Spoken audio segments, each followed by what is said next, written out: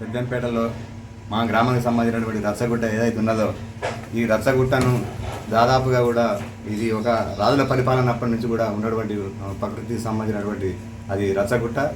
ఇప్పుడు ఉన్నటువంటి గెలిచినటువంటి పాలకవర్గం కావచ్చు, లేకపోతే అంతకుముందు ఉన్నటువంటి పాలకవర్గం అయినా ఏ పార్టీ అయినా కానీ ఇప్పటి వరకు కూడా దానిలో చేయి పెట్టినటువంటి పరిస్థితి లేదు. ఇప్పటి వరకు కూడా ఒక ట్రాక్టర్ కూడా తీయలేదు. గతంలో కూడా ఇందిరామ ఇల్లు మంజూరైనప్పుడు మరి ఊళ్ళో కూడా తీసుకున్నటువంటి పరిస్థితి లేదు.